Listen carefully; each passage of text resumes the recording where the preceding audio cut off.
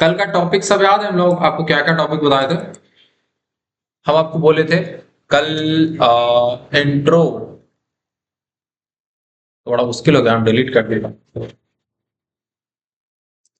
एक मिनट, हम सबका वीडियो बंद कर देते हैं, या तो आप सब लोग वीडियो ऑन कर लीजिए या सब लोग बंद रखिए, दोनों में से कोई एक ही चीज करता हूँ, ठीक है?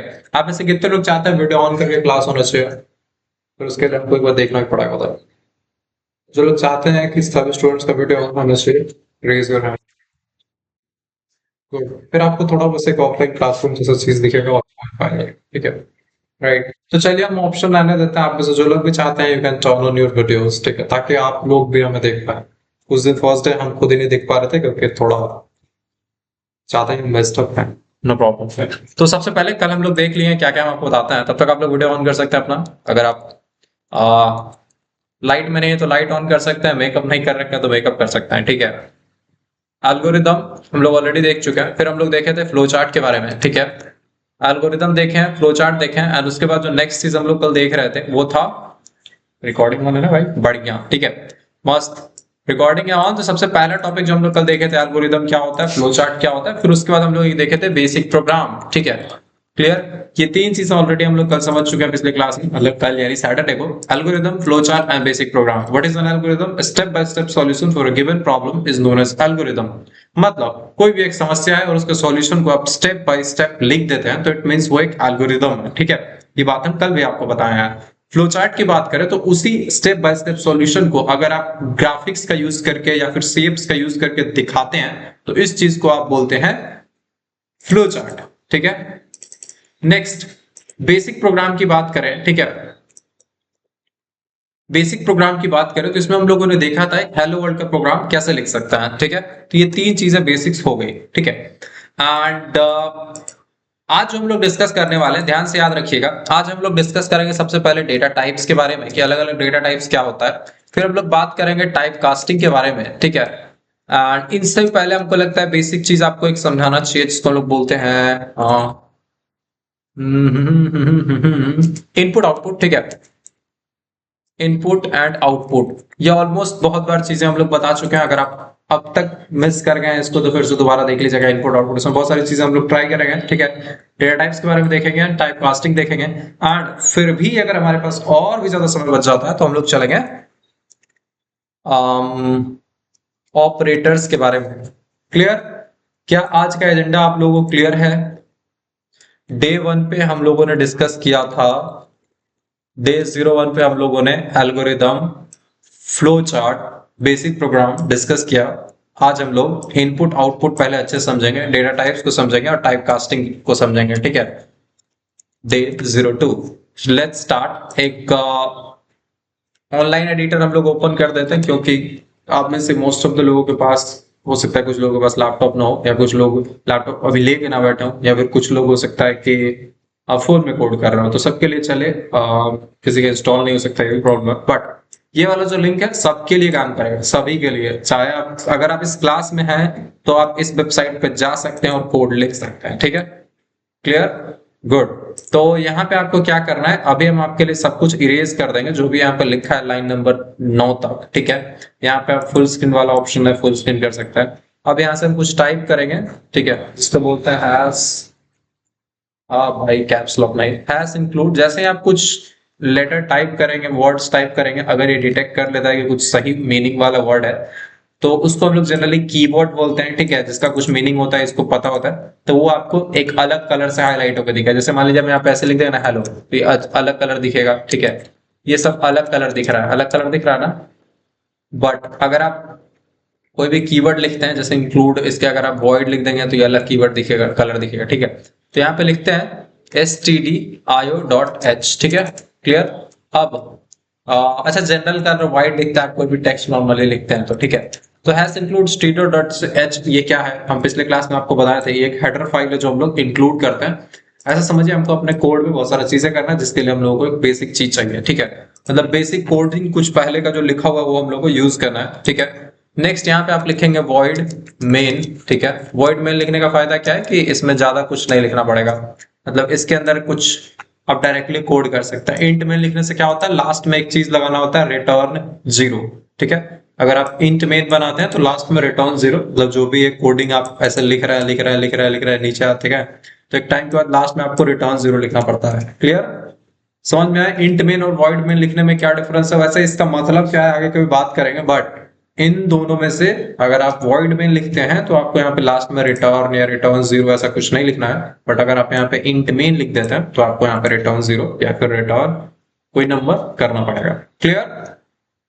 राइट? प्रतीक बाबू हंसिए नहीं, हंसने वाला चीज बोलेंगे हम, तो हम बताएंगे आपको कि प्रतीक बाबू यहाँ हंसना है। ठीक है, तो हेडर फाइल हो गया, फिर उसके बाद आप एक मेथड बना रहे हैं। ठीक है, एंड बस इसको एग्जीक्यूट किया जाए, रन करेंगे तो कोड चलेगा, बहुत बढ़िया चलेगा, बट कुछ आउटपुट वगैरह नहीं आएगा। ठीक है, कोड चला, आ गया कोड एग्जीक्यूटेड विद एरर्स। ये जो चीज आता है ना, ये क्यों आता है आपको थोड़ा बताते हैं।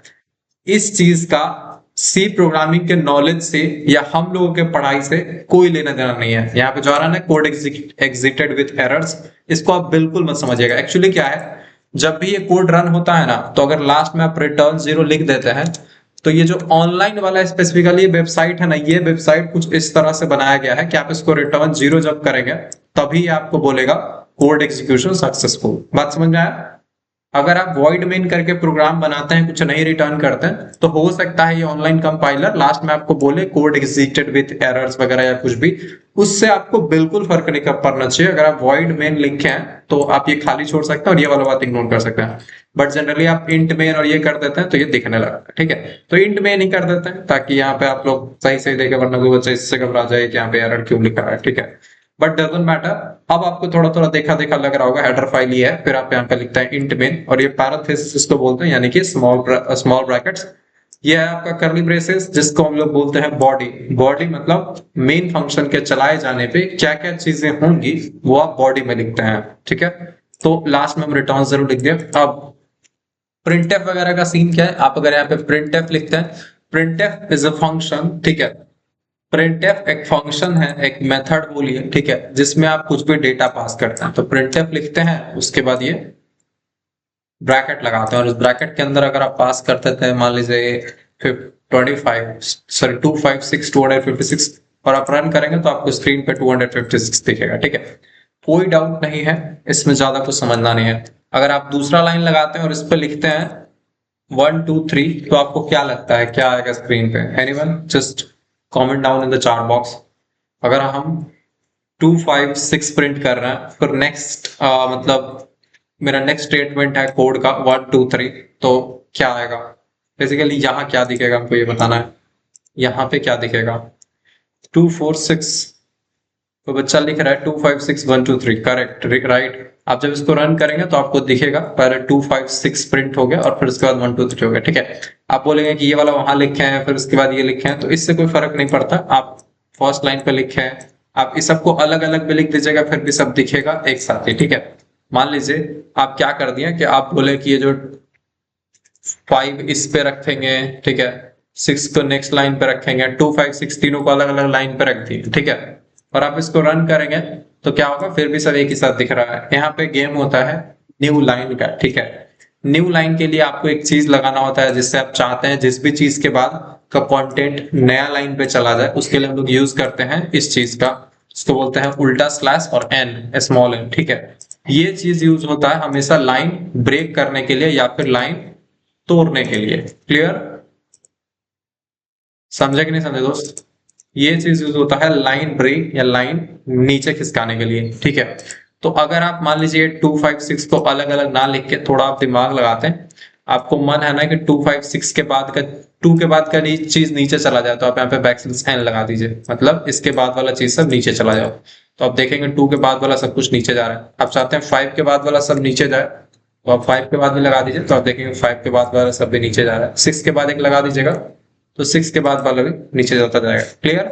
बात समझ में आया सबको? बैकस्लैश एन का यूज क्या है, जहां पे भी आप चाहते हैं कि अब तक जो प्रिंट होना था हो लिया, इसके बाद का चीज निचले लाइन पे चला जाए, उस कंडीशन में आप बैकस्लैश एन वगैरह का यूज करेंगे। आप देख रहे हैं 3 के बाद हम यूज नहीं किए, अगर अभी नहीं यूज करें तो यहाँ पे एक स्पेस आ रहा है, अगर हम 3 के बाद यूज कर देंगे तो आप देखेंगे एग्जिट विद एरर 2 लाइन के बाद आ रहा है। ठीक है, क्लियर? बैकस्लैश एन किस लिए यूज होता है? हमेशा न्यू लाइन दिखाने के लिए, बस वो बैकस्लैश एन लिख देने से ही वो समझ जाता है कि नया लाइन लगाना है। क्लियर? बैकस्लैश एन लिख देने से ये समझ में आ जाता है कि वो एक नया लाइन लगाना है। ठीक है, वेरी गुड। अब नेक्स्ट चीज बात करते हैं, अगर हम यहाँ पे कुछ नाम वगैरह प्रिंट करते हैं तो कोई दिक्कत नहीं, आप यहाँ पे हर्षित भी प्रिंट कर सकते हैं। ठीक है, मान लीजिए आपको हर्षित करके प्रिंट करना है तो आप देखें प्रिंट हो जाएगा। ठीक है, सॉरी यहाँ पे एक सेमीकोलन लगाना पड़ता है जब भी आप कुछ लिख दे ब्रैकेट में प्रिंट के, तो सेमीकोलन लगाना पड़ेगा। तो आप देख रहे हैं हर्षित दिख रहा है, बट अगर आप यहाँ पे कुछ ऐसा करें कि हर्षित और आप यहाँ पे लिखते हैं कॉलेज बडी, ठीक है, स्पेस दे देता है, तो आप देखिएगा कि हर्षित और कॉलेज बडी एक साथ ही दिख रहा है। मतलब देखिए प्रिंट टेप का काम क्या है, बेसिकली जो भी आप इसके अंदर लिखते हैं वो as it is output screen पे दिखता है। बट हमको चाहिए कि हर्षित वाला जो बाद वाला जो कॉलेज बडी है वो थोड़ा नीचे आ जाए, तो हम हर्षित के बाद वही चीज यूज करेंगे जो आप थोड़ी देर पहले सीखे, backslash n. Backslash n use करेंगे और आप देखेंगे कि वो नीचे आ जाएगा। ठीक है, तो आप देख रहे हैं कॉलेज बडी नीचे आएगा। बैकस्लैश एन के अलावा एक और चीज होता है जिसको हम लोग बोलते हैं बैकस्लैश टी। टी मतलब वही टी से टॉम वाला टी, ठीक है, टाइगर वाला टी। तो आप अगर मान लीजिए आप ना यहाँ पे हर्षित के बाद तो बैकस्लैश एन कॉलेज बडी दे दिए, ठीक है, तो अभी हम क्या करते हैं, यहाँ पे लिखते हैं एक चीज जिसको बोलते हैं टीचर स्पेस स्टूडेंट। ठीक है, आप देख रहे हैं टीचर यहाँ पे कॉलेज बडी के बाद भी एक बैकस्लैश एन दे देंगे। ठीक है, अच्छा मान लीजिए अभी एक चीज ध्यान दीजिएगा, कॉलेज बडी के बाद यहाँ पे बैकस्लैश एन है और ये टीचर से पहले भी कोई बैकस्लैश एन नहीं है। ठीक है, हाँ लगेगा भाई। तो आप देख रहे हैं कि ये दोनों चीज कॉलेज बडी के बाद एंड टीचर स्टूडेंट वाला ये एक साथ आ गया, तो आप यहाँ पे क्या कर सकते हैं, इसके बाद एक बैकस्लैश एन लगा सकते हैं। ठीक है, बैकस्लैश एन लगाएंगे तो यहां से ही लाइन ब्रेक हो जाएगा, यानी लाइन यहां से नीचे चला जाएगा टीचर स्टूडेंट। बस हम बताना यही चाहते हैं कि या तो आप इसके एंड में लगा सकते हैं या फिर इसके शुरू में लगा दे सकते हैं। ठीक है, ये बात ध्यान रखिएगा, अगर दोनों जगह लगा दीजिएगा तो दो लाइन छोड़ देगा। क्लियर, एक बैकस्लैश एन मतलब एक लाइन छोड़िए, दो बैकस्लैश एन मतलब दो लाइन छोड़िए, तीन बैकस्लैश एन मतलब तीन लाइन छोड़िए। क्लियर, समझ में आया बात? गुड। तो आप जब देख रहे हैं आप हम बैकस्लैश एन लगाए हैं टीचर स्टूडेंट, अच्छा बैकस्लैश एन की वजह से तो यहां आया, अगर हम यहाँ पे बैकस्लैश टी भी लिख दे तो क्या होगा, दो या चार स्पेसेस छोड़ के हम लोगों को नेक्स्ट डेटा दिखेगा, दो या चार स्पेसेस छोड़ के। तो आप यहाँ पे जनरली देख रहे हैं चार स्पेसेस छोड़ के आपको डेटा दिख रहा है। क्लियर, बैकस्लैश टी का मतलब होता है टैब। टैब मतलब आप बस याद रखिए चार spaces from left side. Clear, tab का मतलब है four spaces from left side, that's it. ठीक है, तो ये फोर स्पेसेस के बाद आपको टीचर स्टूडेंट दिख रहा है। अगर आप दो बार बैकस्लैश टी लगा देंगे तो इट मींस टोटल 8 स्पेसेस आपको दिखेगा बात। ठीक है, चार स्पेस चार स्पेस। बैकस्लैश टी सबको क्लियर है? कभी कभी आपको हो सकता है कि लेफ्ट से थोड़ा छोड़ के डाटा दिखाना हो तो आप इस तरह से दिखा सकते हैं। मान लीजिए आपको कुछ ऐसा दिखाना है, मान लीजिए आपको दिखाना है फ्रूट्स, ठीक है, फ्रूट्स, और यहाँ पे नंबर 1 पे दिखाना है एप्पल, फिर यहाँ पे थोड़ा सा छोड़ के दिखाना है 2 पे मैंगो। ठीक है, फिर आप यहाँ पे चाहते हैं वेजिटेबल्स, और यहाँ पे आप लिखना चाहते हैं 1 में कैरेट। कैरेट फ्रूट होता है क्या होता है पता नहीं, मैं देख लिया। ठीक है, और 2 में सबसे इंपॉर्टेंट पोटैटो। ठीक है, तो अगर ये चीज दिखाना चाहते हैं तो आपको पता होना चाहिए कि क्या क्या लगेगा। अगर हम इसको ऐसा लिखें तो आपको नहीं लगता कि हम सबसे पहले लिखेंगे फ्रूट्स, क्या लिखेंगे, जब हम लोग प्रिंट में लिख रहे हो तो हम लोग क्या लिखेंगे, सबसे पहले लिखेंगे, अरे भाई हट जाओ यार, फ्रूट्स। ठीक है, उसके बाद हम लोग लगाएंगे बैकस्लैश एन, बैकस्लैश एन के बाद एक बैकस्लैश टी, और 1 नंबर देके लिख देंगे, स्पेस देके एप्पल। क्लियर हो गया? फिर उसके बाद आप चाहें तो यहां से एप्पल के बाद फिर एक बैकस्लैश एन देंगे, यानी कि नीचे लाइन पे जाओ, फिर आप बोलेंगे बैकस्लैश टी। क्यों दिए, मतलब यहां तक जब था ना तो एक बार बैकस्लैश एन किया एप्पल के बाद तो यहां आया होगा कर्सर। ठीक है, फिर आप जब बैकस्लैश टी कराएंगे तो फिर ये चार स्पेसेस आके आ जाएगा। ठीक है, क्लियर, बैकस्लैश टी के बाद अब आप 2 नंबर देके लिख सकते हैं, स्पेस देके मैंगो। क्लियर, अब यहाँ पे हम क्या कर देंगे, एक बैकस्लैश एन लगाएंगे, एक बैकस्लैश एन लगाइएगा ना, एक बैकस्लैश एन लगाइए तो यहाँ कर्सर आएगा, बट आप एक और बार लगा दिए ताकि यहाँ आ जाए। समझ में आया सबको? अब एक चीज करेंगे तो ये वेजिटेबल वाला ही हम लोग नेक्स्ट स्ट्रिंग में लिख देते हैं। क्लियर, समझे नहीं समझे दोस्त? फ्रूट्स की जगह वेजिटेबल हो जाएगा, फिर जो एप्पल था उसकी जगह कैरेट आ जाएगा। मतलब बेसिकली हम बताना चाहते हैं कि अगर मल्टीपल स्केप सीक्वेंस कैरेक्टर्स आपके सामने दिखे तो आपको बिल्कुल कंफ्यूज नहीं होना, आपको उसी ऑर्डर में पढ़ना है जिस ऑर्डर में यहाँ पे 2 नंबर में चाहिए। ठीक है, तो उसी ऑर्डर में पढ़ना है जैसे आप देखे थे, ठीक है। तो एक काम करते हैं, इसको हम करके एक बार आपको आउटपुट दिखाने की कोशिश करते हैं। तो ये वाला तो आप देख लिया। मान लीजिए जब लिखते हैं printf और इसके अंदर ये लगा दिया, ठीक है। इसको भी ले चलते हैं, एक सेमीकोलन यहाँ पे मिसिंग था, ठीक है। नेक्स्ट एक और printf लगाते हैं और इसके अंदर ये लगा देते हैं, ठीक है। देखते हैं कि हमको ये सही आउटपुट दिखता है जैसा हम लोग चाहे थे वैसा या नहीं। ये हम लोग बहुत बार हम लोग को जरूरत पड़े, तो आप देख रहे हैं फ्रूट्स में एप्पल मैंगो आ गया, वेजिटेबल्स में कैरेट और पोटैटो आ गया। क्लियर?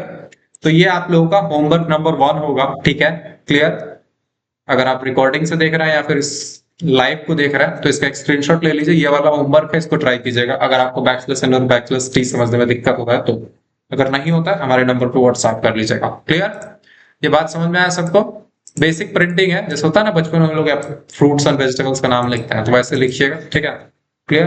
गुड। तो बैचलर्स एंड बैचलर्स टी आपको समझ में आ गया। अब हम आपको फटाफट से सारा डेटा टाइप्स बताए थे और जो भी एग्जाम स्पेसिफिक क्वेश्चन इससे बनता है वो बताते हैं, ठीक है।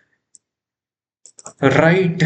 तो एक काम करेंगे, एक डॉक्स न्यू बनाएंगे जिसमें हम आपके लिए सारा होमवर्क अरेंज कर देंगे, ठीक है। एंड यहाँ पे एक न्यू लाइन लगाई, तो ये है ना बेसिकली आउटपुट, ठीक है।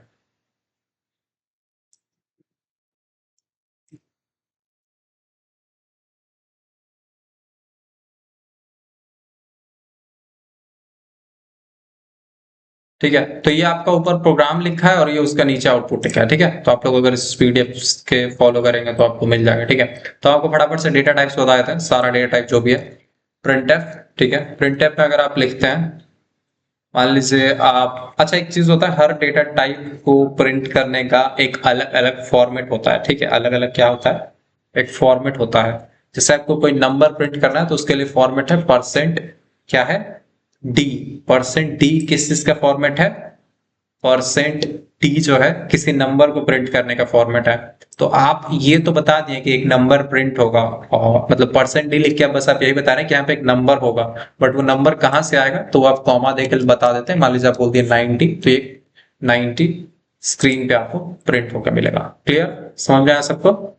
इधर बस हम ये बताते हैं कि क्या फॉर्मेट होगा और इधर को एग्जैक्ट डेटा दे देते हैं, ठीक है। परसेंट डी से वैसे देखिए आप चाहिएगा तो ऐसे भी 90 प्रिंट कर सकते हैं, ठीक है। अगर आप इसको कमेंट आउट कर दें, कमेंट आउट करना आई बिलीव सबको पता होगा, ठीक है। तो अगर आप इसको 90 ऐसे कर दें तो ऐसे भी 90 दिखेगा, बट ऐसे प्रिंट करने में और ऐसे प्रिंट करने में थोड़ा डिफरेंस है, ठीक है। बात करेंगे, कोई बात नहीं, ठीक है। मतलब प्रिंटिंग में कोई डिफरेंस नहीं, बट दोनों वैल्यूज में डिफरेंस है, ठीक है। क्लियर? तो एक काम करते हैं हम आपको, ये आप समझ गए 90, तो 90 हो गया आपका इंटीजर के लिए। देखिए हम चाहेंगे कि अभी पहले डेटा टाइप्स पे ज्यादा चले, उससे पहले हम आपको वेरिएबल्स के बारे में अच्छे से बताते हैं। वेरिएबल्स क्या होता है, ठीक है। वेरिएबल जरूरी है वरना इसके बिना मजा नहीं आएगा, ठीक है। वेरिएबल्स क्या होता है, देखिए होता क्या है कि एक मेमोरी होता है, अब सबको पता है कंप्यूटर में होता है मेमोरी ऐसा, ठीक है। कंप्यूटर में एक मेमोरी होता है, जब भी आप इसमें कोई डेटा रखने चाहते हैं, मान लीजिए आपको अपना रोल नंबर रखना है तो आपको एक मेमोरी एरिया बनाना पड़ता है, ठीक है। आपको कंप्यूटर में एक मेमोरी एरिया बनाना पड़ता है, ठीक है। और मान लीजिए अगर आप इसमें एज रखना चाहते हैं अपना, तो आप इसका नाम देंगे एज, ठीक है। अगर आप इसमें एज रखना चाहते हो तो आप इसको नाम देंगे एज। अगर आप इसमें रोल रखना चाहते हैं तो आप एक और मेमोरी ब्लॉक बनाएंगे और इसका नाम रखेंगे रोल, ठीक है। क्लियर? बात समझ में आया? अच्छा, अगर आप एज बनाना चाहते हैं तो आपको ये बताना पड़ेगा कि एज में किस टाइप का डाटा आएगा। तो जनरली हम लोग कैसे बनाते हैं, टाइप बताते हैं इंट। अगर आपको कोई नंबर रखना है तो उसके लिए आप इंट यूज करते हैं, सबको पता होगा। एज हम स्मॉल लेटर यूज कर आपको यूज कर सकते हैं। तो इंट एज लिखने से क्या होगा, मेमोरी में ऐसा एक ब्लॉक बन जाएगा और उसका नाम एज रख दिया जाएगा, ठीक है। सेम वे में अगर आप दूसरा जैसा बनाना चाहते हो तो यहाँ पे आप एक इंट और रोल लिख के सेमीकोलन लगा सकते हैं। मतलब आपको जो भी वेरिएबल का नाम रखना है वो तो आप बाद में लिखेंगे, पहले ये सोचिए कि आप किस टाइप का डाटा देने वाले हैं। क्या आप एक नंबर देने वाले हैं या फिर आप एक दशमलव वाला अंक, वो सब चीजों पे बात करेंगे। क्लियर? समझ में आया सबको? एज, रोल, ठीक है। तो ये दोनों इंटीजर है, नंबर टाइप का, मतलब इसमें जो वैल्यूज आएगा जैसे कि आ सकता है, इसमें क्या ही वैल्यूज आ सकता है, वेट ब्लैक कर देते हैं, तो या तो 45 आएगा, हो सकता है इसमें आप एज 45 किसका ही होता है, स्टूडेंट्स केस नहीं होता है। तो मान लीजिए हम 20 लिख देते हैं बेसिक, आप लोग वाले इस ब्रैकेट अगर लिख दे तो 16, ठीक है।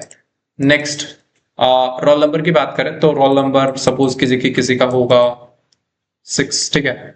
तो ये क्या है आपका, आप समझ लीजिए कि वेरिएबल है, ठीक है। ये मेमोरी में बस स्टोर्ड होता है और इसका नाम एज रखा जाता है, ठीक है, ताकि अभी हमको बाद में कभी 16 चाहिए होगा ना तो हम बोलेंगे एज प्रिंट करो तो 16 प्रिंट हो जाएगा। ठीक है, तो अच्छा थोड़ा सा डिफरेंस हम आपको बताना चाहते हैं, ध्यान से सुनिएगा।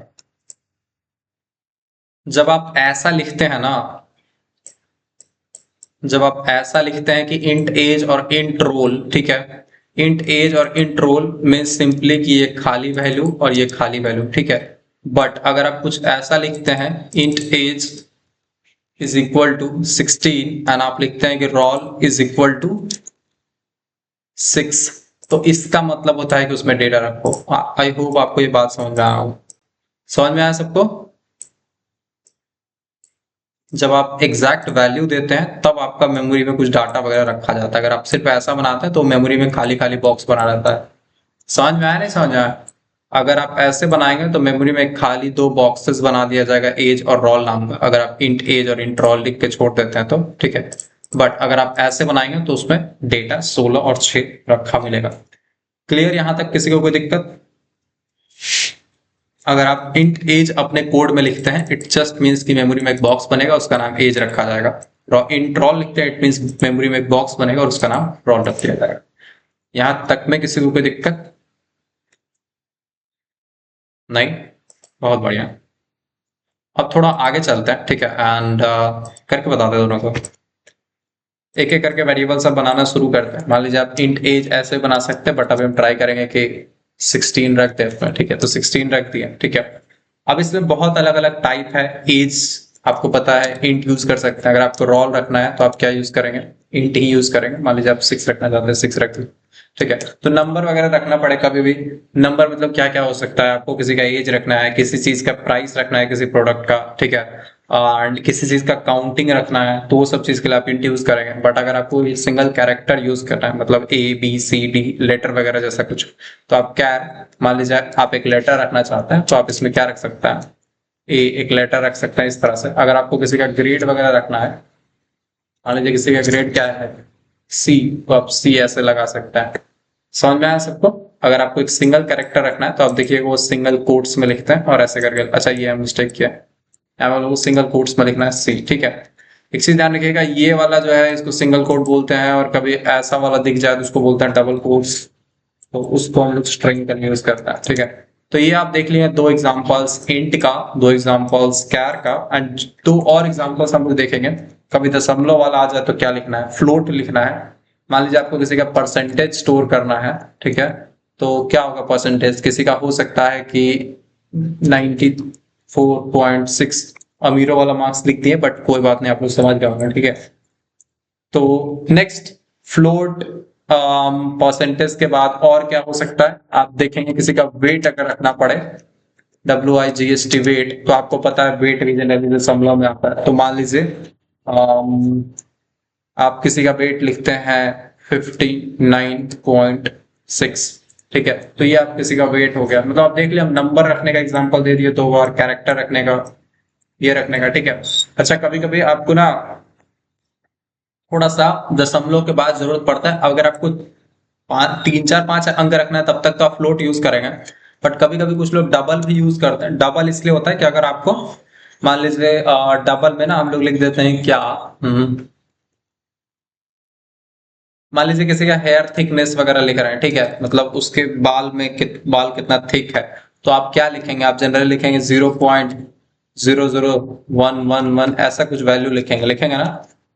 तो आप यहाँ पे देख रहे हैं दशमलव के बाद ज्यादा अंक स्टोर करना पड़ा है। दशमलव के बाद क्या हो रहा है? ज्यादा अंक स्टोर करना पड़ा, यानी ज्यादा प्रिसिजन। तो उस कंडीशन में आप डबल के साथ यूज करेंगे। क्लियर? समझ में आया सबको? क्लियर? गुड। इसको हम जनरली लेंथ लिख देते हैं। कभी कोई छोटा चीज का लेंथ वगैरह आपको रखना पड़े तो आप डबल का यूज करेंगे। ये वैसे थोड़ा जरूरत से डबल से भी ज्यादा बड़ा होगा, बट कोई बात नहीं, अभी देख लेंगे, ठीक है। फिर अगर आपको डबल का एक और एग्जांपल क्या दे सकते हैं? मान लीजिए आपको किसी चीज का वो स्टोर करना है, ठीक है, थिकनेस वगैरह वाला हो गया एग्जांपल, और क्या दे सकते हैं भाई? हाँ, कोई ऐसा मैथमेटिकल इक्वेशन है जिसका क्या करना है, रिजल्ट आपको ना कोई नंबर आया और आप उसको चाहते हैं कि एग्जैक्टली वो ऐसा का वैसा ही सेव कर ले। मान लीजिए 56 पॉइंट ऐसा कुछ बड़ा सा नंबर है, आप उसको एग्जैक्ट होल्ड करना चाहते हैं तो आप ऐसा लिख सकते हैं। यहाँ तक किसी को कोई दिक्कत? इसको रन करेंगे तो आप देखिएगा चलना चाहिए, कुछ दिक्कत आएगा तो हम लोग देख लेंगे। तो ये कोड एग्जीक्यूशन सक्सेसफुल। आप टोटल क्या देख लिए? इंट टाइप का, ठीक है, कैरेक्टर देख लिए, फ्लोट देख लिए, डबल देख लिए। अब एक चीज ध्यान रखिएगा, आपने अब तक एक पैटर्न नोटिस कर लिया होगा कि हम लोग कुछ, जैसे यही वाला देखिए, इसमें आप एक पैटर्न नोटिस किए होंगे कि हम लोग क्या लिखते हैं, पहले लिखते हैं टाइप, किस टाइप का डाटा चाहिए, फिर हम लोग देते हैं नाम, वेरिएबल का नाम, ठीक है, बेसिकली हम लिखते हैं वेरिएबल, मतलब अपने वेरिएबल का क्या नाम रहेगा, फिर इक्वल टू में हम लोग क्या लिखते हैं, वैल्यू। ये बेसिक समझ में आया बात? टाइप, किस टाइप का आपको वेरिएबल चाहिए, फिर आप अपने वेरिएबल का क्या नाम रखना चाहते हैं, ये अपनी इच्छा से आप चुन सकते हैं। नेक्स्ट आप वैल्यू की बात करते हैं कि वैल्यू क्या रखना है। क्लियर?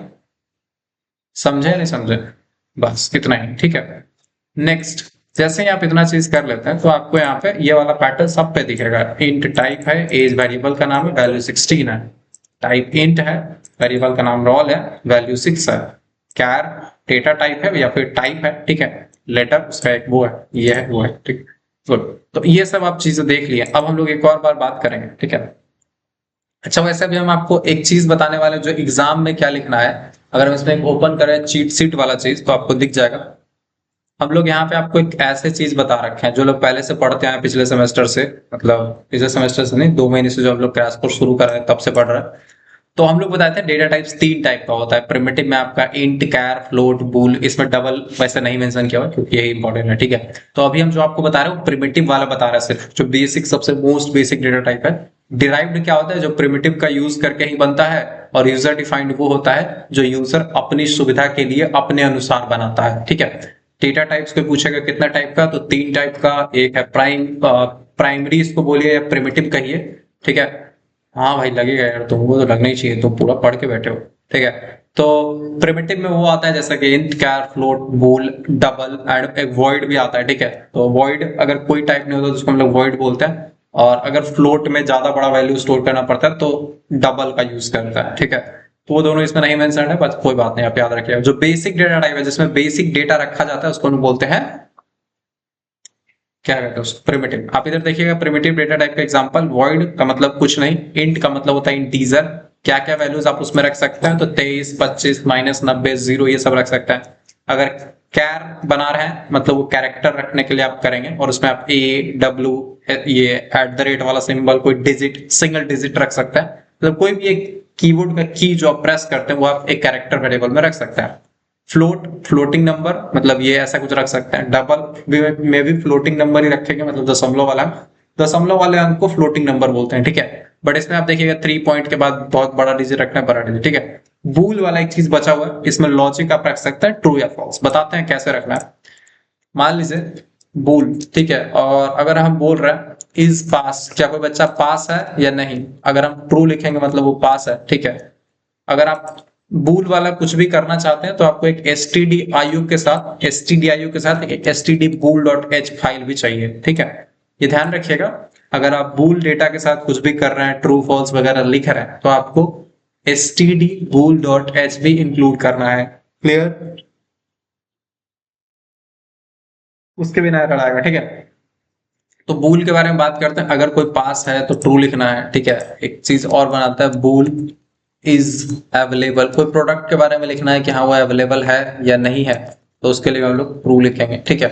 अगर आप इसमें और प्रैक्टिस करना चाहते हैं तो ये चीट शीट फॉलो कर सकते हैं। इसमें आपको लिखा हुआ है वेरिएबल का क्वेश्चन, जैसे पूछा हुआ है एक हॉस्पिटल सिस्टम में पेशेंट का वेट स्टोर करना है तो कैसे करेंगे, और ये बताया है एग्जांपल 65.5 kg, तो आपको पता है पेशेंट का वेट 65.5 रखना है, तो आप फ्लोट यूज करेंगे, ठीक है। कोनियो जो है तब लिखते हैं जब आपको स्क्रीन को मॉडिफाई करना पड़े, जैसे स्क्रीन क्लियर करना, स्क्रीन होल्ड करना, ये सब जरूरत जब पड़ेगा तो आप कोनियो का यूज कर सकते हैं, ठीक है। तो बेसिकली उसमें स्क्रीन क्लियर वगैरह का फंक्शन होता है जो कि हम लोग अभी रिक्वायर्ड नहीं है ऑनलाइन कंपाइलर्स में, या फिर VS कोड वाले कंपाइलर्स में कोनियो का यूज नहीं होता है, ठीक है। क्लियर? तो अभी हम कोनियो का यूज नहीं कर रहे, इसलिए कोनियो इंक्लूड नहीं कर रहे हैं। तो हम बता दें पेशेंट वगैरह का वेट के लिए आप फ्लोट यूज कर सकते हैं। स्कूल मैनेजमेंट सिस्टम में किसी का रोल नंबर स्टोर करना है तो आपको पता है इंट यूज करेंगे। रेलवे टिकट सिस्टम में किसी पैसेंजर का नाम स्टोर करना है तो आप स्ट्रिंग यूज करेंगे, ठीक है। ये सबसे इंपॉर्टेंट है, स्ट्रिंग कब यूज करना है, स्ट्रिंग क्या होता है, ठीक है। बेसिकली अब तक आप कैरेक्टर देखे हैं कि कैरेक्टर ए बी सी रखे हैं, बट हमको अगर पूरा HARSHIT ऐसा लंबा चीज रखना पड़ेगा, तो हम क्या करेंगे? हाँ हाँ, तो CL और SCR जो होता है ना, वैसे बताता है, आप stdio.h को इसलिए लिखते हैं ताकि आप printf scanf ये सब चीज यूज कर पाए, क्योंकि वो सबका जो डेफिनेशन है कि printf scanf कैसे काम करेगा उसके बारे में इंफॉर्मेशन stdio.h में लिखा है। तो जो आप CL और SCR लिखते हैं उसका जो डेफिनेशन है कि वो कैसे काम करेगा वो आप conio.h फाइल में लिखा होता है। तो आप हमारे प्रोग्राम में देखेंगे कहीं भी CL और SCR का यूज नहीं कर रहे हैं। तो अगर हम CL और SCR का यूज नहीं कर रहे हैं तो हमको उस फाइल को इंक्लूड करने की भी कोई जरूरत नहीं है। बट अगर हम CL और SCR का यूज कर रहे होते अपने कोड में तो हम conio.h को इंक्लूड जरूर करते हैं। बात समझ में आया? अगर आप अपने कोड में देखिए, एक बढ़िया चीज आपको हम दिखाना चाहेंगे, शायद आपको इससे थोड़ा सा मतलब टेस्ट मिले। ठीक है, हम ऊपर से stdio.h हटा दिए और ये कोड भी पूरा खाली कर दिया। ठीक है, क्लियर? एक stdio.h जो था हटा दिए, बस हम लिखे हैं इंट मेन, ब्रैकेट है, करली ब्रेसेस है और रिटर्न 0 है। ये एक 100% वैलिड सी का कोड है। आप इसको रन कीजिएगा तो आपको दिखेगा एग्जीक्यूशन सक्सेसफुल। क्या आप लोगों को दिखा? इससे आपको ये समझ में आना चाहिए कि stdio.h, conio.h, stdbool.h, stdlib.h, string.h, math.h, ये सब मल्टीपल हेडर फाइल्स है। अगर उन फाइल्स का किसी कोड का जरूरत, किसी फंक्शन का जरूरत हमको पड़ेगा तभी हम उसको इंक्लूड करेंगे, अदरवाइज नहीं करेंगे। समझ में आया सबको? अगर उन हेडर फाइल्स के अंदर लिखे किसी कोड, किसी फंक्शन की जरूरत हमें पड़ेगी तभी हम उसे इंक्लूड करेंगे, अदरवाइज हम उसे इंक्लूड नहीं करेंगे। ठीक है, उम्मीद है आपको ये बात समझ में आ गया होगा। गुड। एक और चीज है, अगर आपको पता है कि क्या हम यहाँ पे ऐसा लिख सकते हैं int x is equal to 10, क्या ये कोड चलेगा? क्या इस कोड को करने के लिए हमको स्टीडियो या फिर किसी एक हेडर फाइल की जरूरत है? बिल्कुल नहीं, हमें किसी फाइल की जरूरत नहीं है। हम इसको रन करेंगे, अभी भी आप देखेंगे कोड एग्जीक्यूशन सक्सेसफुल। क्लियर? समझें? बहुत बढ़िया।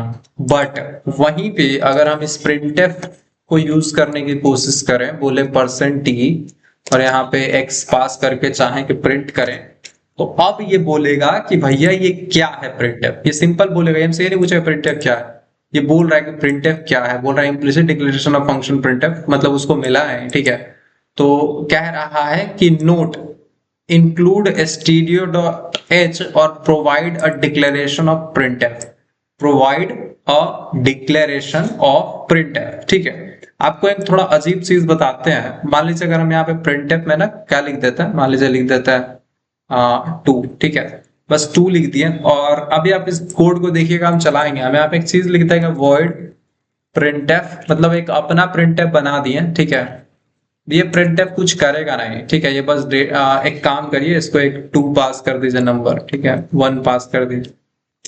ठीक है, और यहाँ पे आप int x ले लीजिए उसको। ठीक है, और इसके कुछ करिए नहीं बैठ के, आप देखिएगा अभी भी ये कोड चलना चाहिए। यहाँ पे से कितने लोगों को लगता है ये कोड चलेगा? हम एक x नाम का वेरिएबल बनाए हैं और बोले हैं कि वो जो x, इसका भी कोई दिक्कत नहीं, हटाओ यार। ठीक है, हम बोले कि printf को बोले कि 1 दे देते हैं। ठीक है, बोले कि printf कहीं मिले तो उसको 1 दो और वो जो उससे करना चाहता है करे।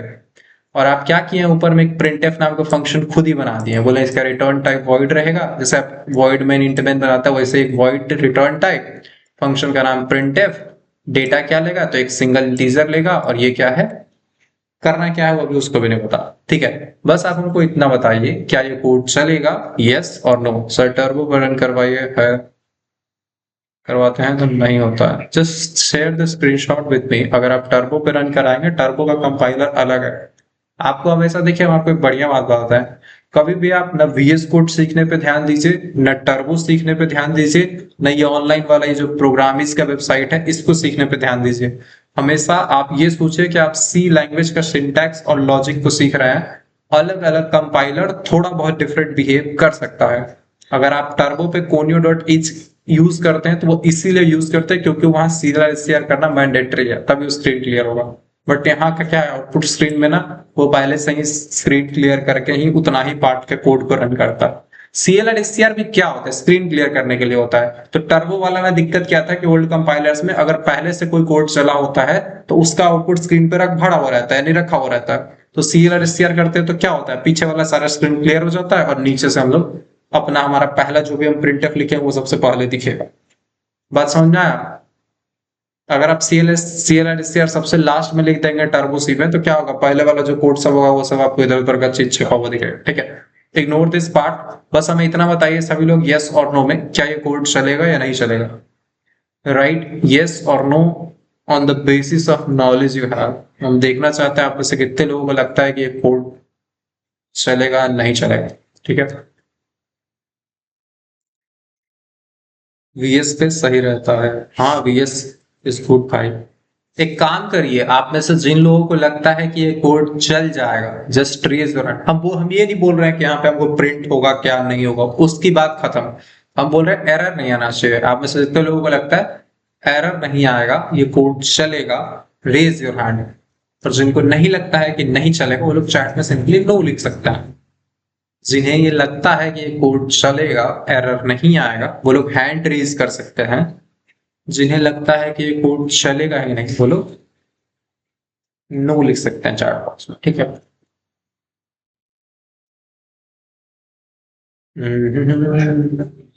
आयुषी अगर आप हैंड रेज कर रहे हैं इट मीन्स कि आप यस कहना चाह रहे हैं कि ये कोड चलेगा। ठीक है, अगर आप नो कहना चाहते हैं तो हैंड रेज ना करें और नीचे चैट बॉक्स में अपना आंसर नो लिखते हैं। ठीक है, तो बहुत सारे बच्चे हैं जिनको लगता है नहीं चलेगा, जैसे कि अनुष्का है।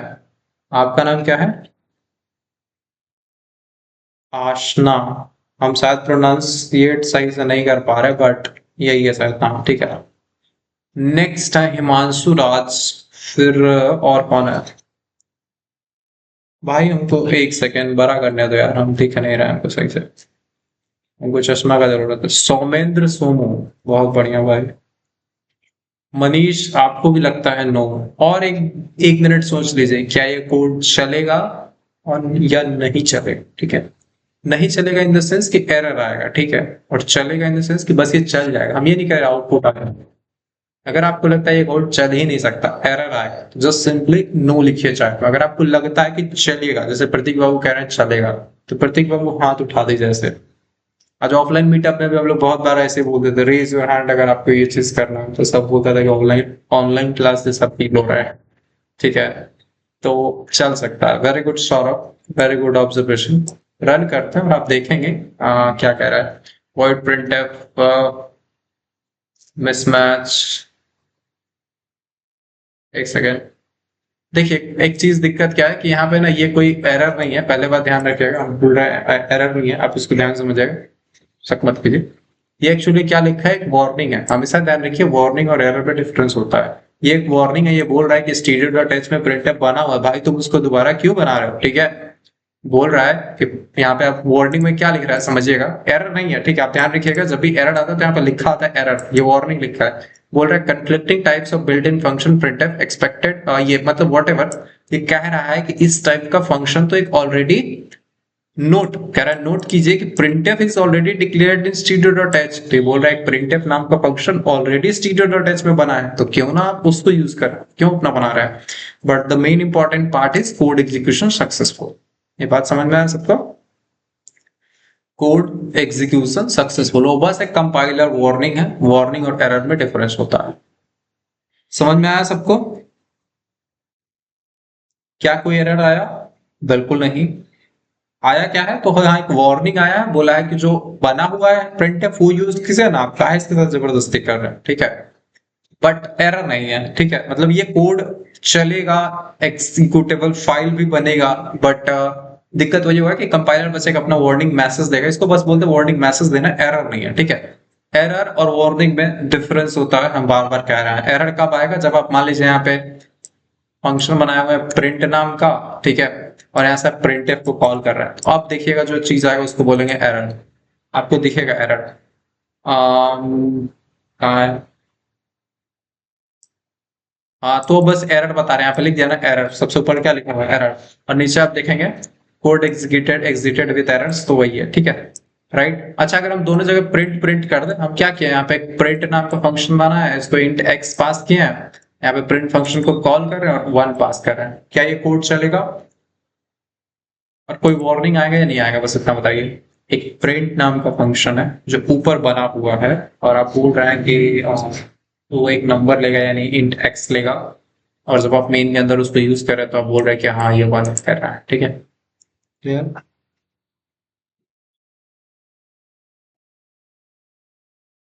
क्या ये कोड चलेगा without any error, without any warning? देखिए अगर आप जेन्युइनली पढ़ना चाहेंगे तो ऐसा हजारों क्वेश्चन है जिसमें हम डिस्कस कर सकते हैं, जो लोग पहले से पढ़ के आओगे। हम थोड़ा सा इस पॉइंट पे इसलिए प्रेशर की दिए हैं, वैसे हम डेटा टाइप्स पढ़ा के खत्म कर सकते थे, ठीक है। आपको हम रिकमेंड करेंगे डेटा टाइप्स पढ़ना है तो ये पीडीएफ काफी है, ठीक है, इसमें आप पढ़ सकते हैं। एंड इससे भी बढ़िया चीज होगा, आप एक बार जो नो रिकॉर्डेड लेक्चर्स है हम लोग का ओल्ड वाला, वो चेकआउट कर सकते हैं, ठीक है। तो द सिस्टम इज कि भाई ये कोड चलेगा, कोई एरर कोई वार्निंग नहीं आएगा, रन करके दिखाता है, कोई एरर कोई वार्निंग नहीं। आप बोल रहे हैं कि प्रिंट नाम का फंक्शन है, वो एक नंबर लेता है और आप उसको कॉल भी कर रहे हैं, भले ही आप उसके अंदर कर कुछ नहीं रहे हैं, that's a different case, but चलेगा, क्लियर। चलेगा नहीं चलेगा मतलब सवाल इतना होता है कि क्या ये कोड मतलब अगर इसमें कुछ होता तो वो चलता, ठीक है, बट अगर आप प्रिंट एफ नहीं लिख सकते, समझ में आया इस कोड में हम लोग प्रिंट एफ क्यों नहीं लिख सकते कहीं भी। इस पूरे फाइल में लाइन नंबर 1 से लेकर 11 तक में प्रिंट एफ इसलिए नहीं लिख सकते हैं क्योंकि हमने stdio.h को इंक्लूड नहीं करा है। अगर हमने कुछ ऐसा करा होता, ध्यान से समझिएगा, थोड़ा सा होता ना कि मतलब हमने तुम्हें बुलाया, तुमने किसी और को बुलाया, ठीक है, तो वो चीज हम आपको करके दिखाता है। अगर आपको फंक्शंस का थोड़ा नॉलेज होगा तो आपको हम एक चीज दिखाने वाले stdio.h, हेडर फाइल इंक्लूड किया और आप देख रहे हैं ये क्या होगा, printf %d। बस आप लोगों को इतना बताना है कि क्या इस बार कुछ प्रिंट होगा या नहीं होगा। जस्ट टेल मी, क्या स्क्रीन पे कुछ प्रिंट होगा?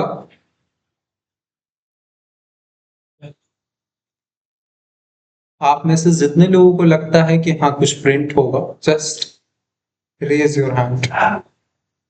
खुशी, प्रतीक, मिस समीक्षा, और कौन कौन है जी? ये लोग, पता है एक बार हमको दिख रहा है कि हमारे क्लास का जो ओल्ड बच्चा सब वो सब गायब है, वो लोग बोरिंग समझ के भाग गया, हमको लग रहा है। क्या जी प्रतीक बाबू, अंजलि है इधर, एंड पेड वाला बच्चे से भाग गया, वो लोग ज्यादा पढ़ लिया लगता है, दूसरे नेम से हैं सर। अच्छा, क्या नाम है आपका? ये कौन है आशना? अच्छा Richa, okay, no problem no problem, ठीक है। तो क्या ये चलेगा? हाँ तो आप ही बताएंगे रिचा, क्या ये कोड चलेगा या नहीं चलेगा, और चलेगा तो कुछ होगा या नहीं होगा, राइट। वो सीरियल आता था एक, उसमें बोलता था कि अगर मतलब तुम्हें पैसे मिलेंगे तो दो बातें होंगी, या नहीं, अगर तुम वहां पैसे लेने जाओगे तो तुम्हारे साथ दो बातें होंगी, या तो पैसे मिलेंगे या तो पैसे नहीं मिलेंगे, मिलेंगे तो ठीक है बट नहीं मिलेंगे तो फिर दो बातें होंगी, ठीक है। वो आप सीरियल देख सकते हैं, हमको बड़ा बढ़िया लगता था, क्या नाम था उस सीरियल का, हम बस भूल गए हैं। कुछ तो सीरियल था उसमें वो बार बार बोलता था, अरे थोड़ा सा मेरे को दिमाग पर डाला जोर, क्या नाम था उसमें यार, हमको नाम ढूंढना पड़ेगा उस सीरियल का, जिसमें बस बोलता था तो ऐसे कम से कम 10-15 बार बोल देता था कि अगर ये हुआ तो ठीक है, अगर ये हुआ तो दो बातें होंगी, फिर वो पहला बात बोलता था, बोलता पहला वाला हुआ तो ठीक है, दूसरा वाला हुआ तो फिर दो बातें होंगी, तो बढ़िया था उसका, ठीक है। नेक्स्ट, अगर हमको पूरा याद होता तो आप लोगों को ज्यादा मजा आता। तो द थिंग इज कि ये चलेगा, ठीक है, और चलेगा तो एक ही बात होगा कि चलेगा, ठीक है। तो चलो भाई चलो, वन आ गया, ठीक है, समझ में आया सबको? वन क्यों आया आप ध्यान रखिएगा, आप एक प्रिंट नाम का फंक्शन बना है, भोजपुरी मूवी है सर, वो नहीं नहीं भाई भोजपुरी नहीं है, ये अगर भोजपुरी में है तो समझ जाइए कि भोजपुरी वालों ने वहां से कॉपी करा है, उस सीरियल का नाम है, नाम ही तो नहीं याद आ रहा है क्या नाम है, क्या नाम था उसका समझे तो गेस करेंगे आप लोग, ठीक है, अरे बहुत पुराना कोई सीरियल है। अनिकेत, ठीक है, हम अपना, अनिकेत, एक बात बताओ, जो सीरियल था जिसमें बोलता था कि दो बातें होंगी, उसका नाम क्या था? अब वो आएगा बताने के लिए। कौन बात? उससे पूछिए, अरे वो आएगा तो वही बता सकता है। कुछ कर रहा है क्या? आएगा तो बोले। हाँ वही बता सकता है। क्या है तो नाम है। याद करेंगे, ठीक है। आज के लिए रहने देते हैं, ये जो सीरियल है दो बातों वाला, वैसे यूट्यूब पे मिलता है, ठीक है। आ, हो गया अनिकेत, रहने दो। बता रहे 1 मिनट, जो गेस्ट क्वेश्चन वाली बात बता रहा हूँ। अरे वो सीरियल का नाम क्या था जिसमें बोलता था कि तो दो बातें होंगी? एक सेकंड रुक जाओ। उस सीरियल का नाम क्या है जिसमें बोलता था कि अगर मिलेगा तो ठीक है, नहीं मिलेगा तो दो बातें होंगी? मुसद्दी ऑफिस ऑफिस चला हाँ, मिल गया पता चल गया, ठीक है। इस सीरियल का नाम है, काफी पुराना ऑफिस है, ठीक है। तो हम लोग को बहुत अलग अलग तरीके से उसको याद दिलाना पड़ा। इसका नाम है चला मुसद्दी ऑफिस ऑफिस, ठीक है। तो इसमें बस यही दिखाता है कि इस सीरियल में क्या होता है बताता है। इस सीरियल में ना वो होता है कि ये मुसद्दी लाल जो होता है, ये अलग अलग ऑफिस में जाता है। कभी एक पोस्ट ऑफिस में जाता है तो इसका काम नहीं करता है, वो लोग को वहां का प्यून वगैरह जो भी चीजें इससे रिश्वत वगैरह लेता है। कभी ये चला जाता है बैंक में, कभी ये जाता है पुलिस स्टेशन में। तो अलग अलग गवर्नमेंट ऑफिस को बेसिकली रोस्ट करता है ये सीरियल, और काफी पुराना था, ठीक है। क्लियर? इसमें जो कैरेक्टर दो बातें वाला बोलता है, यही आदमी है जो बोलता है कि मिलेगा तो ठीक है, नहीं मिलेगा तो दो बातें होंगी, ठीक है। तो वो बढ़िया बात है, वो हमको अचानक याद आया था, आप लोग उसको देख सकते हैं, कहीं होगा मिल जाएगा हमको। यही है, इसका हर मूवी में यही डायलॉग है, मिलेगा तो ठीक है, नहीं मिलेगा तो दो बातें होंगी, ठीक है। आप लोग इस सीरियल को एक बार देख सकते हैं, चला मुसद्दे ऑफिस ऑफिस। अगर आप पुराने सीरियल्स वगैरह देखते हैं तो आप देख सकते हैं, फिर कॉमेडी वगैरह से रिलेटेड, ठीक है। अब हम बात करते हैं गेस्ट क्वेश्चन के बारे में। हाँ अब एग्जाम है भाई, इसलिए आपको चाहते थे कि आप भूल जाएं, ठीक है। तो एक पीडीएफ हम आपको दिखाना चाहते हैं जो आपके सामने खुलेगा, ठीक है। Guest question for first semester already हम लोग आप लोग को दे चुके हैं। द इम्पोर्टेंट डील इज की इसका आंसर भी आने वाला, ठीक है। इससे पहले तो बहुत सारे क्वेश्चन दिए आपको, हम दिखाते हैं, मतलब कंफ्यूज करने के लिए पहले बहुत अलग अलग चीज तो दिखा चुके हैं, बट हम फिर भी एक बार एग्जांपल दिखाते हैं। अगर आप अभी तक नहीं पढ़ा है जैसे बाकी सब लोग हैं, हम आप लोगों को बोल चुके हैं कि आप फर्स्ट सेमेस्टर में जाएंगे, फर्स्ट सेमेस्टर के फोल्डर में यहाँ पे दिखेगा आपको फर्स्ट टाइम हर्षित। इसमें आप जाएंगे सब्जेक्ट्स में अगर आप जाएंगे सी प्रोग्रामिंग में मान लीजिए आपको दिखा सी प्रोग्रामिंग बाय हर्षित। इसमें आपको दिखेगा 12 क्वेश्चन, ठीक है। इसमें आपको दिखेगा ये 12 क्वेश्चन की ये क्वेश्चन है। द इंपॉर्टेंट पार्ट इज कि सबका सॉल्यूशन इसमें डाला हुआ है, ठीक है। सबका सॉल्यूशन ऑलरेडी डाला हुआ है, तो अगर आप इससे चाहें तो पढ़ सकते हैं, इसमें सबका आंसर लिखा हुआ है। डेटा टाइप्स वगैरह का जो भी चीज प्राइमरी डिराइव्ड वाला बताएं वो सब इसमें सॉल्यूशन लिखा हुआ है। ऑलमोस्ट 32 पेजेस का है, ठीक है। ये एक इंपॉर्टेंट सी प्रोग्राम्स का पीडीएफ है जिसमें सारा इंपॉर्टेंट सी प्रोग्राम रखा हुआ है, ठीक है। नेक्स्ट बता दें दोस्त, रुक जाओ, ठीक है। एंड इसके अलावा आप देखेंगे कि फंडामेंटल्स की बात करते हैं तो फंडामेंटल्स में भी एक ही पीडीएफ है जो आपको पढ़ना है। कितना पेज है भाई? 26 पेज का है ये लगभग। इसमें भी 12 क्वेश्चन है, व्हाट इज कंप्यूटर वगैरह क्वेश्चन है, ठीक है। इसका सॉल्यूशन वगैरह भी मिलेगा, इसी में रखा हुआ है तो आप देख सकते हैं, ठीक है। बट ये क्या था, पिछले साल का था, ठीक है। ये पिछले साल का था, मतलब पिछले साल वाला गेस्ट क्वेश्चन है। ऑलमोस्ट आप सब लोगों को ये मिल गया होगा, ठीक है। कुछ फ्री को भी हम लोग शेयर किया, बट ये पेड में मिलेगा, हाँ। बट जो इस बार स्पेशली इस ईयर के लिए जो हम लोग गेस्ट क्वेश्चन बना रहे हैं वो है ये वाला, ठीक है। तो इसमें आपको मिलेगा guest question for first semester by college buddy. पहले वाले में कॉलेज बडी लोगो नहीं था, पहले सिर्फ हमारा नाम चलता था कि हर्षित का क्लास है, ठीक है। बट अब हम लोग इस पर एक बढ़िया कंपनी का नाम दिए हुए हैं, कॉलेज बडी। आप इस नाम को याद रख सकते हैं, ठीक है। नीचे हमारा नाम है, नंबर लिखा, और नीचे आपको मिलेगा क्वेश्चंस। पहला गेस्ट क्वेश्चन आपको मिलेगा मैथमेटिकल फाउंडेशन का, जिसमें एग्जैक्टली मैथ में तो 10-12 क्वेश्चन में गेस करना मुश्किल था, तो हम टोटल 20 क्वेश्चन इसमें डाल दिए हैं, ठीक है। इंक्लूडिंग शॉर्ट नोट्स वगैरह टोटल 20 क्वेश्चन है। अगर आप ये 20 क्वेश्चन को समझ समझ के बना लेते, एक होता है रट लेना छाप लेना, हम वो बात नहीं कह रहे हैं। अगर आप समझ के ये 20 क्वेश्चन बना लेते हैं तो आपको मैथ की चिंता करने की जरूरत नहीं है, आराम से पास हो जाएंगे, ठीक है। नेक्स्ट है कंप्यूटर फंडामेंटल्स की बात करते हैं, इसमें देखते हैं कितना क्वेश्चन है, ठीक है। लेट्स सी, इसमें आपके पास है 15 क्वेश्चंस गिन के, ठीक है। व्हाट इज कंप्यूटर, इसके कैरेक्टरिस्टिक्स, कैपेबिलिटी, लिमिटेशन एंड एक ब्लॉक डायग्राम बनाना है, ठीक है। मतलब बेसिक बेसिक बातें।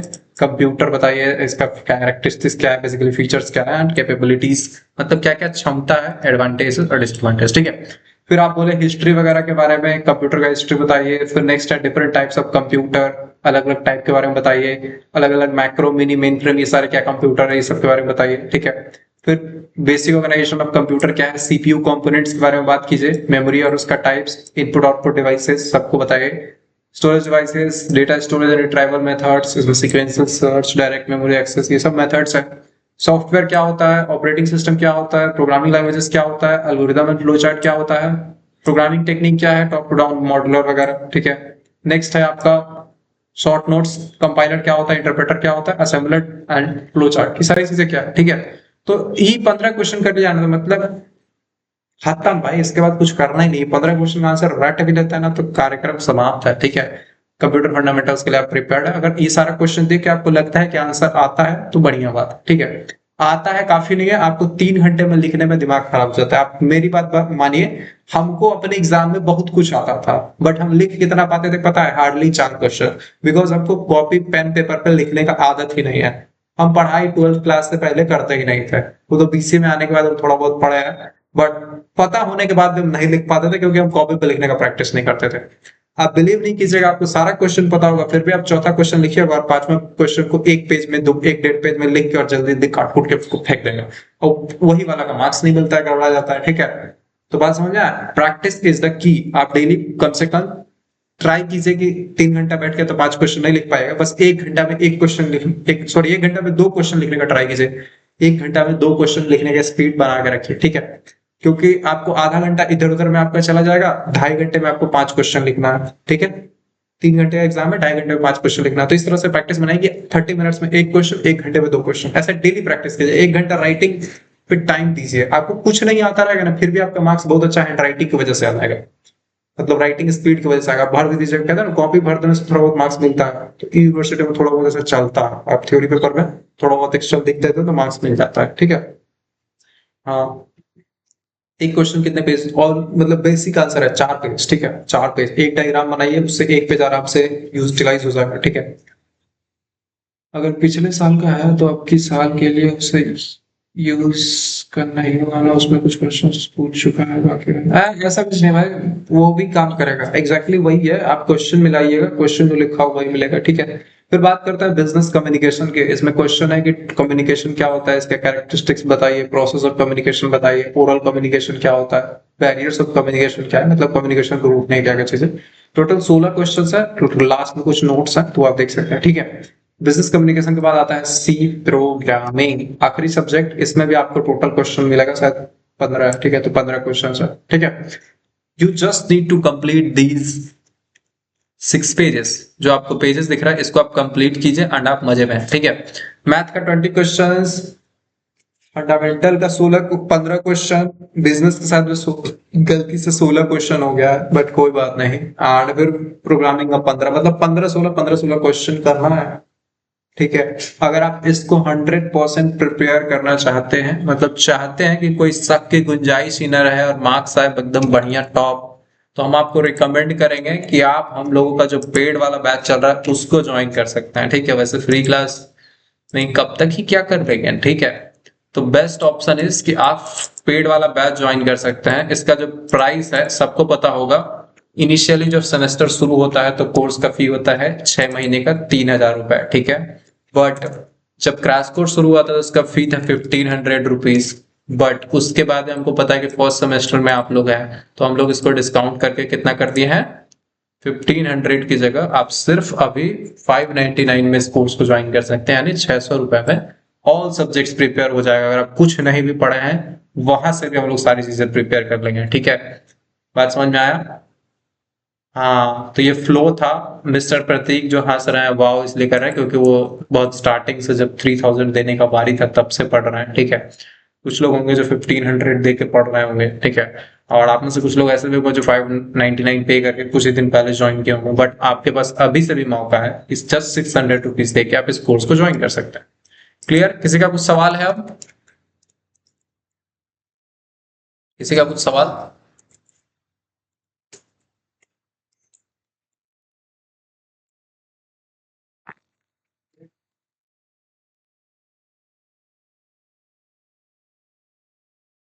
आप लोग को चैट में एक हम लिंक दे दे रहे हैं, आप इससे मन करे तो अभी तुरंत ज्वाइन कर सकते हैं।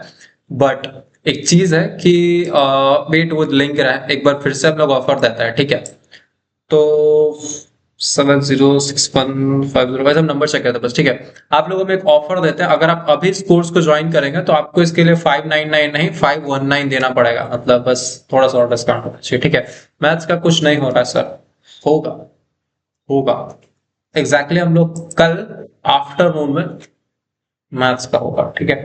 फर्स्ट क्वेश्चन जो हम आपको बताएंगे बेसिकली हम आपको बता देते हैं, जो इस गेस में लिखा है वही उसी को हम लोग शुरू करेंगे, ठीक है। पहला क्वेश्चन आपको लिखा है eigen values and eigen vectors find करने का 2x2 मैट्रिक्स का। फिर 3x3 मैट्रिक्स का सेम क्वेश्चन देखेंगे, बट इससे हम लोग कल ट्राई करेंगे 2 PM से स्टार्ट करने का, ठीक है। अगर आप इस पेड बैच में ज्वाइन होते हैं तो आप मैथ्स वाला क्लास भी अटेंड कर पाएंगे, otherwise the only class which is free is the 6 PM class. But अगर आप इस 599 वाले बैच में ज्वाइन करते हैं तो it would be available for you as well, ठीक है। तो बेस्ट ऑप्शन इज कि आप इस 599 वाले बैच में ज्वाइन कर लीजिए, ठीक है। एंड बस हाँ 2 बजे से शुरू होगा भाई, 2 बजे से शुरू होगा, ठीक है। चीज चेंज कर देते हैं, 519 पे आप बस इस कोर्स को ज्वाइन कर सकते हैं, यानी 519 रुपए, ठीक है। और इस कोर्स में वैलिडिटी कितने दिन को मिलेगी तो हम आपको बार बता दूं, आप जिस दिन से भी आप ज्वाइन करते हैं आपको एटलीस्ट 1 महीने का क्लास मिलेगा, यानी 30 डेज का, ठीक है। उसके बीच में अगर एग्जाम आ जाता है, हो जाता है, खत्म हो जाता है, उससे कोई बहस नहीं है, 1 मंथ का क्लास आपको मिलेगा, ठीक है। ये प्रॉमिस है दोस्त। और जो लोग पहले से दे चुके हैं वो लोग तो निश्चिंत रहिए, 6 महीने में एग्जाम हो या साल भर एग्जाम हो, जब तक सेकंड सेमेस्टर नहीं आएगा तब तक क्लास चलेगी, ठीक है। समझे। और तब जो लोग 519 पे आएंगे उनको भी वैसे पढ़ाई दिया जाएगा, मतलब एक बार आप ज्वाइन हो जाते हैं उसके बाद साफ, उसके बाद ये नहीं देखा जाता कि कौन कितना दिया था कौन कब आया था। ये बात हमेशा याद रखिएगा। जो लोग पहले से पढ़ रहे हैं उनको ही पता होगा कैसे पे शुरू में जो है आ गया लास्ट में सब बराबर है, कौन कितना दिया कब आया उससे कोई मतलब नहीं है, ठीक है। मोबाइल रिचार्ज मिल रहा है 599 का। मोबाइल रिचार्ज नहीं है भाई, इसको बोलते हैं इंश्योरेंस एग्जाम का, ठीक है। इंश्योरेंस समझते हैं ना, कि अगर आप फेल कर जाइएगा तो आपको इससे ज्यादा पैसा देना होगा एग्जाम को फॉर्म भरने का, उसका घर वालों को बताइएगा तो आपका दवाई होगा, वो अलग दवाई नहीं होगा, मतलब अब तो बड़े हो गया, बट आपको ताना मारा जाएगा तो काफी बुरा लगता है, ठीक है। बच्चा सब जब फेल हो जाता रहता है उनको कॉल करके बोलेगा भैया कुछ जुगाड़ है क्या, आप तो इतना जानते हैं कुछ कीजिए, हम लोग क्या करे उस दिन पहले हम तुमको बोल रहे थे पढ़ने के लिए, थोड़ा सा पढ़ लेता, थोड़ा सा पैसा लगा लेता तो तुम कुछ सीरियस हो जाते, ठीक है। हाँ आप लोग जो लोग पास हो जाएगा उनके लिए नहीं बता रहे, बट बाकी लोग कुछ में आते हैं परेशान होके कि भैया आप बताइए कुछ करा दीजिए, ठीक है। बट उस टाइम कुछ नहीं होता भाई, कुछ नहीं होता यूनिवर्सिटी में, कोई ऐसा चीटिंग का कोई संभावना नहीं है, मैनेज जैसा कुछ चीज होता नहीं है, तो आपको सीधा सीधा एफर्ट के बेसिस पर रिजल्ट मिलता है, जितना लिखिएगा उतना पैसा उतना मिलेगा, समझे। यूनिवर्सिटी में बगल में यूनिवर्सिटी का बिल्डिंग होता है, मतलब बगल में यूनिवर्सिटी का मेन ऑफिस है जहाँ उसमें VC वाइस चांसलर वगैरह पढ़ते हैं, उसके बगल में आपका एग्जाम हॉल है, तो कोई चांस ही नहीं है। बगल में पुलिस स्टेशन होता है, यूनिवर्सिटी पुलिस स्टेशन, तो आपको पकड़ेंगे तो बस धड़ के सीधा मिलके बात कर देंगे उसी समय मौका है वारदात पे फैसला।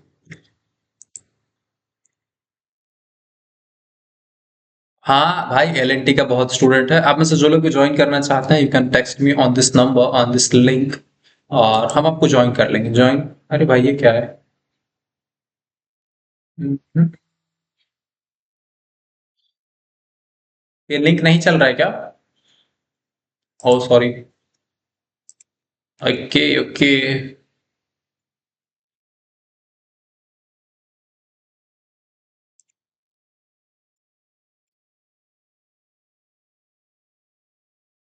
तो बड़ा अजीब चीज है कि लिंक क्यों नहीं चल रहा भाई।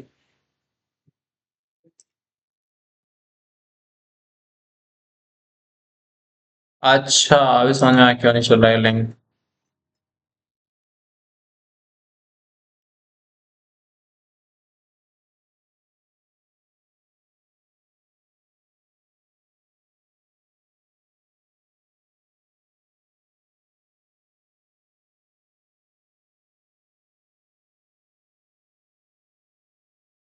तो वजह भाई क्यों लिंक नहीं चला, अब चल रहा होगा, ठीक है।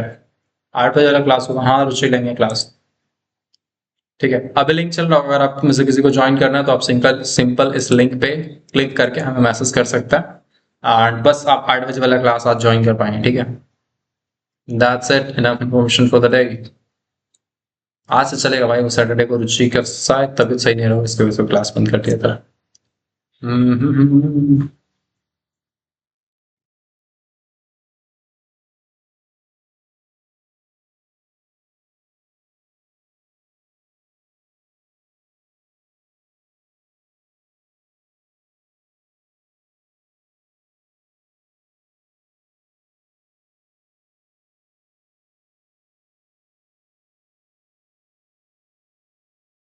अभी भी नहीं चल रहा है? क्या तकलीफ है भाई? भाई मैसेज कर लेना यार, लिंक नहीं चल रहा। दोबारा टेस्ट करो। अब की बार पक्का चलेगा भाई, अब की बार नहीं चलेगा तो हम कोर्स फ्री कर देंगे भाई। हाँ। नहीं चला क्या? गुड। है, मान नहीं सकते हैं। अब की बार ट्राई कीजिए दोस्त, जो हम भेजे हैं। आपको सिर्फ ज्वाइन 59 आएगा, ठीक है। कोर्स फ्री नहीं होगा भाई, चल गया। चल गया भाई, चल रहा है, चल रहा है, चल रहा है। हाँ तो वही आपके चैट पे जाना है भाई, वही जाता ही है। आप वहां पे जब जाते हैं आपको एक क्यूआर कोड मिलता है, आपको बस स्कैन करके पेमेंट करना पड़ता है। पेमेंट करके आप स्क्रीनशॉट जैसे ही हमको भेजेंगे, आपके स्क्रीनशॉट के बाद आपको उस ग्रुप में ऐड कर दिया जाएगा। ये जो ग्रुप है ना, बताते हैं किस ग्रुप की बात कर रहे हैं। ये जो ग्रुप है फर्स्ट सेमेस्टर का भाई, इसमें चैट कितना लोड हो रहा है। प्रतीक तुम भाई इनरोल फिर मैसेज कर रहे हो। ये कौन मैसेज कर रहा है? आयुष। देखते हैं भाई उसका क्या सीन है। तो ये आपको जिस तक ये गेस्ट क्वेश्चन हम पहले भेज चुका है। एंड अभी हम लोग पीवाई क्यू सॉल्यूशन करा रहे हैं डेली, ठीक है। तो आप मतलब इसमें फायदा है और उसमें तो नुकसान है, ठीक है। और ये शायद आपका बिजनेस कम्युनिकेशन का कुछ टॉपिक्स है। और क्या क्या है भाई, बहुत सारा चीजें इसमें तो। हमको खुद कभी कभी स्क्रॉल करना पड़ता है, तो आप अगर डेली अगर मैसेज का फॉलो नहीं करेंगे ग्रुप का, तो आपका बहुत सारा चीज छूट जाएगा, ठीक है। बट ऐसे समझिए कि आप इस ग्रुप में है ही नहीं, तो आपको कितना सारा छूट रहा होगा, ठीक है। So that's all. लिंक चल रहा है भाई, लिंक चल रहा है, बाय।